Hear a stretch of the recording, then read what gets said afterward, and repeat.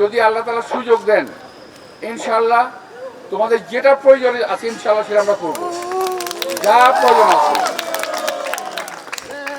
যদি সরকারে আসতে পারি আল্লাহর রহমতে তাহলে তো অনেক ভালো হবে ইনশাআল্লাহ। যেটুকু বাকি আছে কাজ সেটুকু করবো। এবং তোমাদের আমার আসলে ঠিক প্রতিবন্ধী বলতে একটু কষ্ট হয়। আমি ওই শব্দটা ব্যবহার করতে চাই না।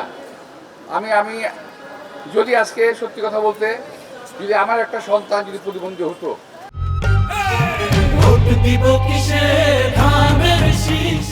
যেটা আমি করতাম সেটাই আমি করবো ইনশাল্লাহ। তোমাদের সমাজে প্রতিষ্ঠিত হওয়ার জন্যে,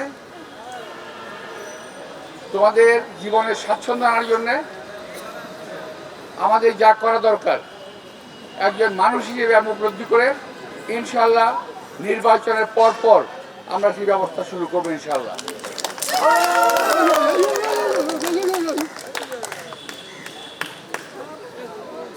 তো তোমাদের দাবিটাও দিয়েছ, এতে তোমাদের হবে না, তোমাদের আরো অনেক প্রয়োজন আছে যেগুলো তোমরা লিখতে পারো নাই।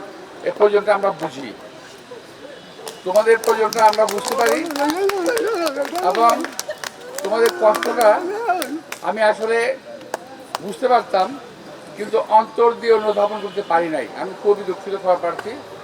আমি আজকে বুঝতে পারছি তোমাদের সমস্যাটা কত মারাত্মক, অনেক মারাত্মক এই সমস্যা। এই সমস্যা নিয়ে একজনের মানুষের বেঁচে থাকা এবং তোমাদের যারা বাপ মা আছে তাদেরও টিকে থাকা খুবই ডিফিকাল্ট, খুবই কষ্টকর। সুতরাং তোমাদেরকে আমরা কখনোই সমাজের বোঝা হিসেবে ভাবতে চাই না। আমরা চাই তোমরা আমাদের সমাজে একটা করে সম্পদ। আমরা তোমাদেরকে প্রতিটি পরিবারের একজন সম্পদ হিসেবে আমরা গড়ে তুলতে চাই, ইনশাআল্লাহ গড়ে তুলব। তোমাদের সবাইকে আন্তরিক শুভেচ্ছা জানিয়ে তোমরা ভালো থাকো, ভালো থাকবে এবং যে কোনো প্রয়োজনে আমি যে কদিন বেঁচে আছি যে কোনো সময় যে কোনো অবস্থায় আমাকে তোমার স্মরণ করবো ইনশাআল্লাহ। আমি তোমার পাশে দাঁড়াবো। তোমাদের সবাইকে আন্তরিক শুভেচ্ছা এবং ধন্যবাদ। আমি অনেকে তোমাদেরকে বলছি ভোটের প্রচারণা করতে, আসলে আমি তোমাদেরকে করতে বলবো না করতে বলবো।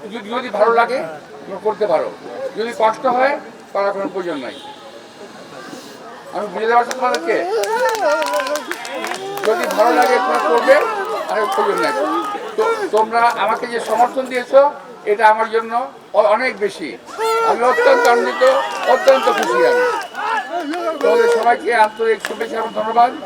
আমি আশা করছি আল্লাহর রহমতে। আরেকটা কথা বলছি, আমি বলতে ভুলে গেছি,